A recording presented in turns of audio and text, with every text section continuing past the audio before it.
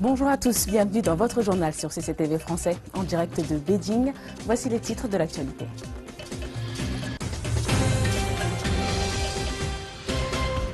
Le président chinois Xi Jinping s'adresse aux grands médias chinois, les joignant de produire des reportages qui répondent à la demande du public. Les risques déflationnistes menacent toujours la Chine. Les experts évoquent pour nous les perspectives des principaux indices IPC et IPP pour cette année. Les géants chinois du transport maritime COSCO et China Shipping s'accordent pour fusionner sous le nom de COSCO Shipping Group à Shanghai. Les autorités espagnoles perquisitionnent au siège d'ICBC à Madrid mercredi dans le cadre d'une enquête concernant une affaire de blanchiment d'argent. Et Apple ouvre son service de paiement mobile en Chine, Apple Pay, un marché déjà bien entamé par les géants Alibaba et WeChat.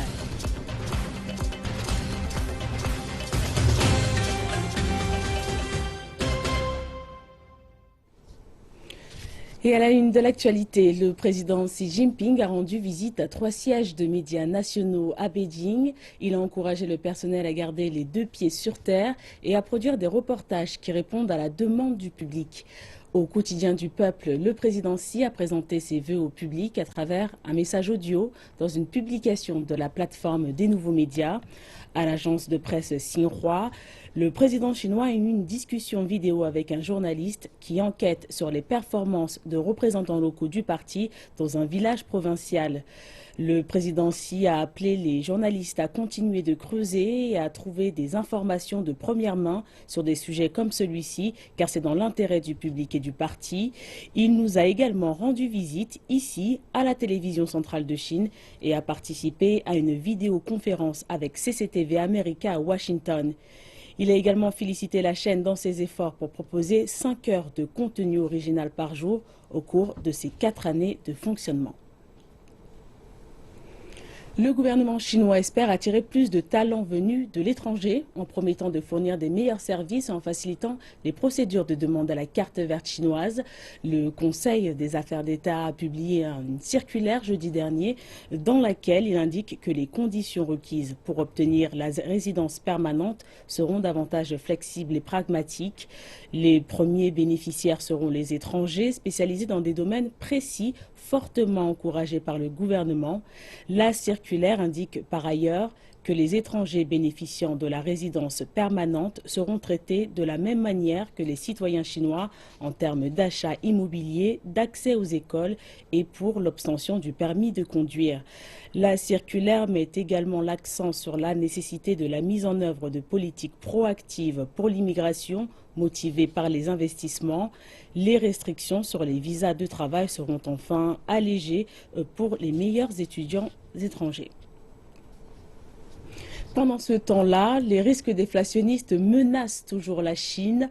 Les experts en économie nous ont livré leurs commentaires sur les perspectives des 2 principaux indices IPC et IPP pour cette année et sur la manière dont les dirigeants chinois tentent de répondre à la situation actuelle. Une demande intérieure encore faible, à laquelle s'ajoutent des prix des principales matières premières au plus bas. Le risque de déflation n'a jamais autant menacé l'économie chinoise. Malgré un indice des prix à la consommation affichant une croissance moyenne d'1,4% par rapport à l'an dernier, le chiffre reste encore malheureusement loin de l'objectif de 3% de croissance fixé par le gouvernement en 2015. Et l'indice ICP restera selon toute vraisemblance à un niveau relativement bas en 2016. La demande intérieure reste globalement faible et malgré cela, nous n'assistons pas à une importante dévaluation de la monnaie. Bien au contraire, nous constatons que le taux de change réel dollar-renminbi est resté fort. Ainsi, tout porte à croire que la hausse de l'indice des prix à la consommation sera très limitée et se situera aux alentours des 1,5 à 2% pour l'ensemble de l'année. Les cycles déflationnistes poussent les consommateurs à contenir leurs achats et incitent les entreprises à repousser leurs projets d'investissement en raison de la crainte d'une poursuite de la baisse des prix. La Banque centrale chinoise est quant à elle plus optimiste, en annonçant que les prix à la consommation devront encore augmenter de 1,7% en 2016, alors que selon les dernières prévisions, l'indice des prix à la production devrait baisser par rapport à l'année dernière d'environ 1,8%. Une chose est sûre, l'indice des prix à la consommation restera à un niveau très faible, à savoir en dessous des 2%, probablement aux alentours des 1,6-1,7%, comme l'indiquent certaines prévisions. Cependant, l'activité manufacturière et les prévisions de carnet de commandes ne laissent pas encore entrevoir de reprise à court terme, aggravant toujours plus la situation. L'indice officiel PMI des directeurs d'achat est tombé à 49,4 en janvier, alors qu'il était encore tout proche des 50 points au mois de décembre dernier, seuil marquant la croissance ou la contraction de l'activité économique. Il s'agit là de la baisse la plus marquée depuis le mois d'août 2012. Elle marque clairement la pression qui pèse sur le niveau des prix, ainsi que les surcapacités dans les secteurs clés de l'économie chinoise, tels que la production d'acier et d'énergie. La dépréciation de la monnaie chinoise a le potentiel de stimuler les exportations chinoises, mais présente aussi un risque pour les entreprises étrangères qui vendent leurs biens sur le marché chinois. Plus le yuan est bas et plus le prix des produits importés augmente. CCTV s'est rendu dans une entreprise du sud de la Californie qui s'est préparée pour la baisse du yuan et qui espère réaliser cette croissance à 2 chiffres cette année. Des petites éponges et des lingettes pour le visage. Oui, ce sont des outils. Donc vous couvrez tous les besoins cosmétiques possibles. Assurément. À seulement 28 ans, Betty Zhu est à la tête d'une entreprise basée juste à l'extérieur de Los Angeles. Imomoko vend des produits cosmétiques importés d'Asie et exporte des produits de beauté de marque américaine en Chine. C'est un rouge à lèvres américain et du vernis à ongles Revlon. Les produits stimulant la croissance des cils rencontrent un succès incroyable, notamment parce qu'ils ont été développés par des dermatologistes américains. La provenance américaine des produits est un argument de vente décisif pour les consommateurs chinois de produits cosmétiques. Cette demande constante a permis à Imomoko de doubler ses recettes chaque année depuis que la société a commencé à exporter en 2009. En 2015, les exportations de l'entreprise ont généré plus de 10 millions de dollars de chiffre d'affaires. Mais la récente dépréciation du yuan et l'éventualité d'une baisse plus forte encore pourraient représenter un problème pour ses activités d'exportation en augmentant le prix de ses produits en Chine. D'ici à 3 ans, cette situation pourrait devenir problématique pour nous. Mais Imomoko est aujourd'hui capable de faire face à tout changement soudain de politique monétaire chinoise. C'est le cas grâce au partenariat solide qu'elle a établi avec des fournisseurs américains qui ont accepté d'absorber une partie des fluctuations de la devise afin de maintenir des prix stables.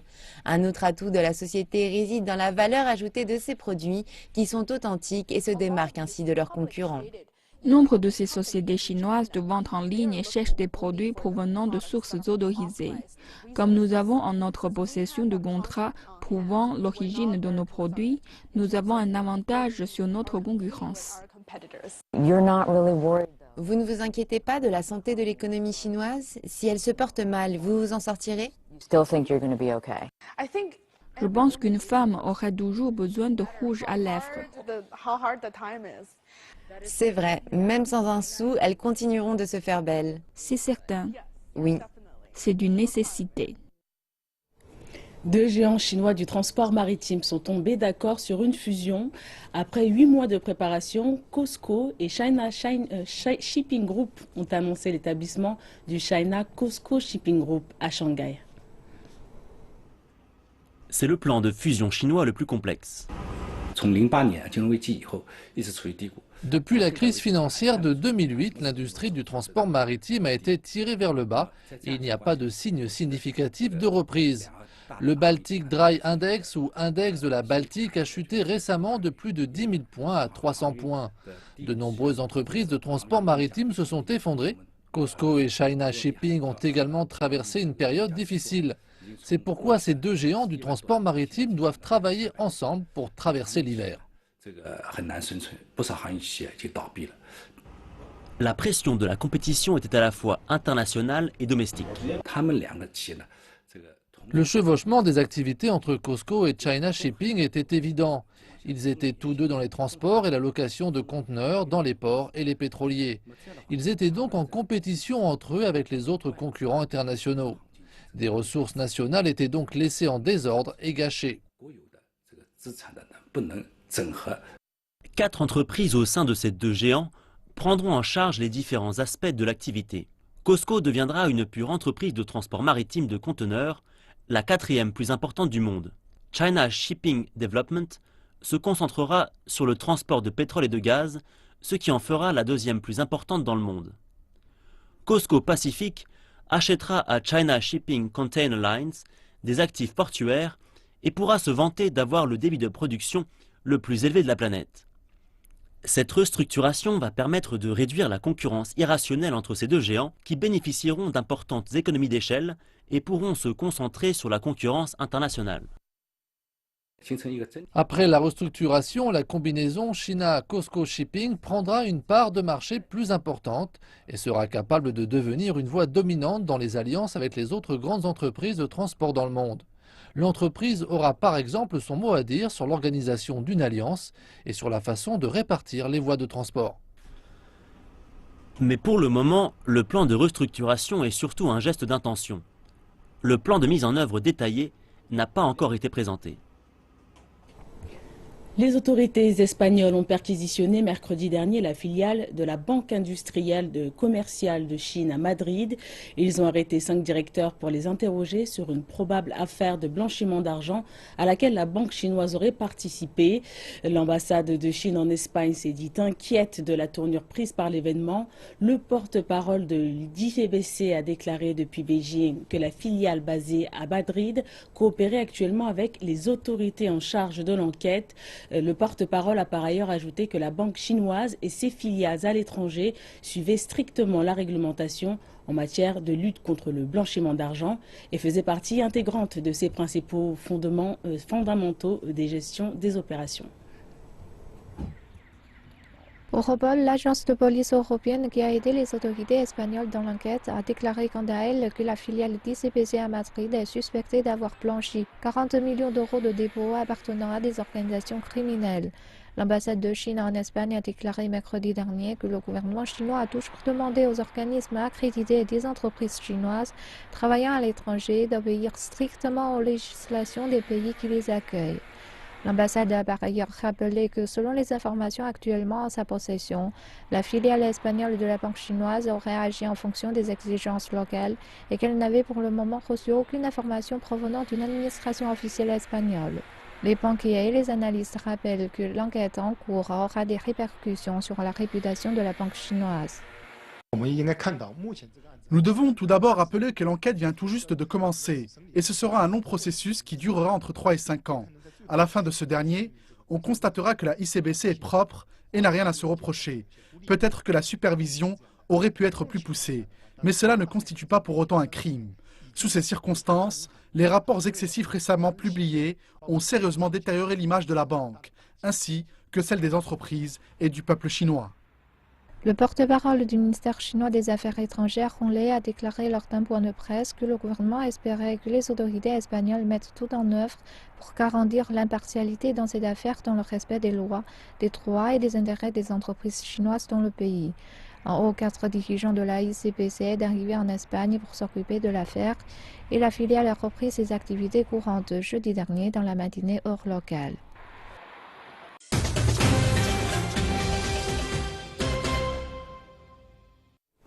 Merci de nous retrouver pour la deuxième partie de cette édition consacrée à l'actualité en Chine et présentée par Sully. Bonjour Sully. Bonjour. Quelle est la une de cette actualité? Nous ouvrons cette partie avec la découverte des ondes gravitationnelles par des chercheurs aux États-Unis qui incitent des scientifiques dans le monde entier, dont ici en Chine, à se plonger davantage dans l'univers. Des scientifiques ont annoncé qu'un programme de recherche sur les ondes gravitationnelles appelé Taiji allait leur permettre de mener leurs propres recherches sur ces avancées scientifiques. Capter les ondulations dans l'espace-temps. Après la découverte stupéfiante aux États-Unis des ondes gravitationnelles, la Chine cherche à devenir un leader mondial dans ce nouveau domaine. Alors que les recherches menées par l'américain LIGO se faisaient depuis un observatoire au sol, les scientifiques de l'Académie des sciences de Chine passent à un niveau supérieur en travaillant sur une détection directement depuis l'espace.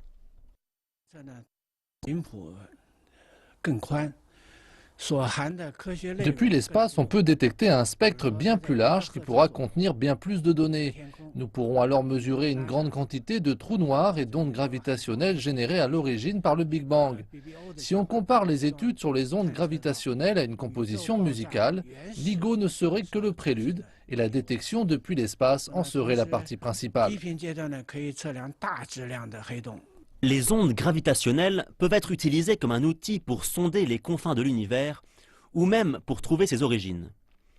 Si les scientifiques parviennent à intercepter l'information sur la source des ondes, ils pourront utiliser des moyens totalement nouveaux pour étudier les trous noirs et d'autres corps célestes. La Chine va soit prendre part au projet ELISA de l'Agence spatiale européenne pour partager de l'équipement, soit elle enverra dans l'espace son propre satellite de détection des ondes qui s'inscrira dans un projet parallèle à ELISA. Le projet Taiji n'est qu'une partie du grand plan spatial de la Chine. De nombreuses équipes étudient les ondes gravitationnelles avec différentes méthodes et différents objectifs. Si on prend l'analogie musicale des scientifiques concernant les différentes fréquences des ondes gravitationnelles, alors Taiji a pour objectif de détecter la voix haut perché. Le radiotélescope géant dans la province du Guizhou est à l'écoute de la voix moyenne. Et un autre plan en cours d'élaboration, Ali, espère entendre les premières secousses du Big Bang. La ville de Guangzhou prend des mesures contre le virus Zika. En effet, 2 personnes y ont été diagnostiquées comme porteuses du virus. Guangzhou est en état d'alerte. Nous avons installé des appareils infrarouges pour lire la température du corps. Ils ciblent différentes positions du visage pour ne pas manquer un cas de fièvre. Guangzhou est un hub commercial et un centre d'échange entre la Chine et l'Amérique latine, où sévit justement le virus Zika. Des précautions sont prises pour vérifier la température des passagers qui passent par l'aéroport de la ville. Les cas suspects seront examinés plus avant. Après avoir envoyé des échantillons de sang, nous allons informer le centre d'urgence pour qu'il transfère le patient et le place en isolation pour traitement.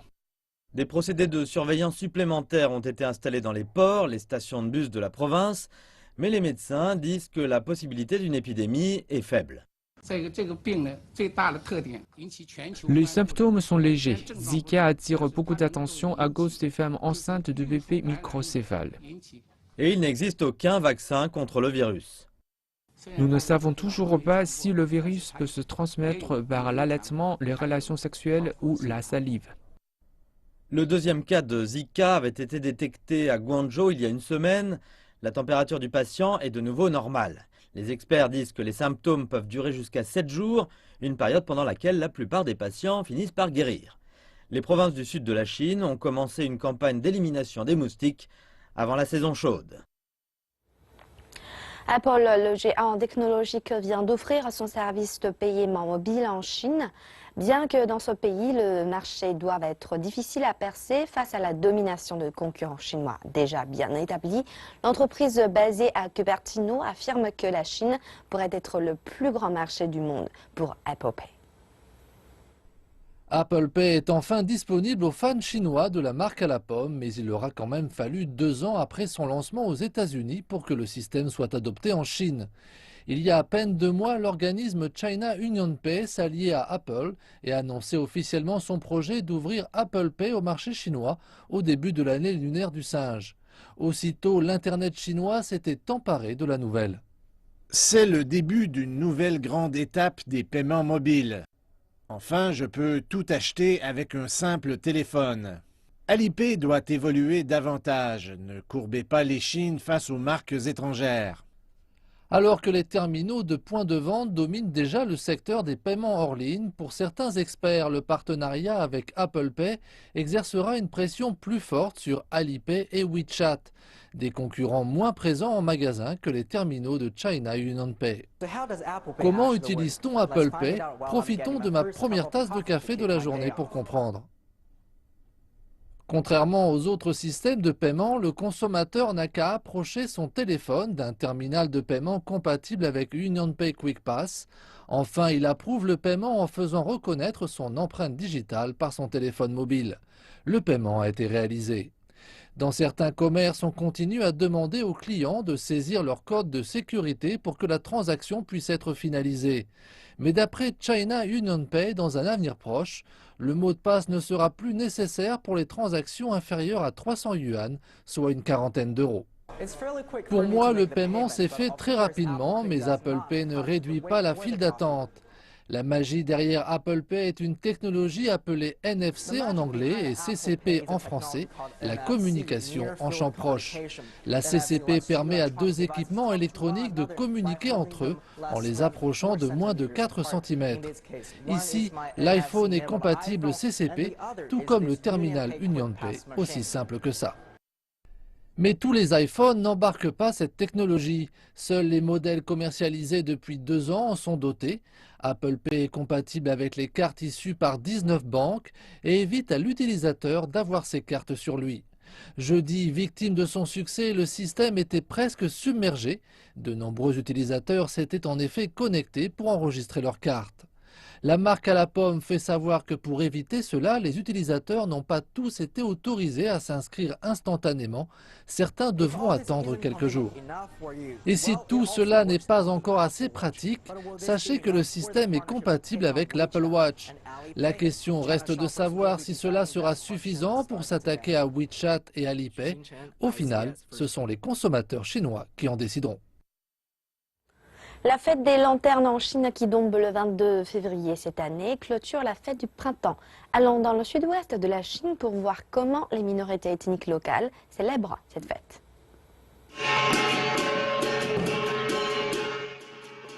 Si vous faites partie du peuple Gelao dans la province du Guizhou, la fête des lanternes vient à votre porte. Durant les 15 premiers jours du premier mois lunaire, des artistes viennent chez vous avec des lanternes et des chansons et les propriétaires donnent de l'argent et de la liqueur pour garantir la bonne chance à l'année qui arrive.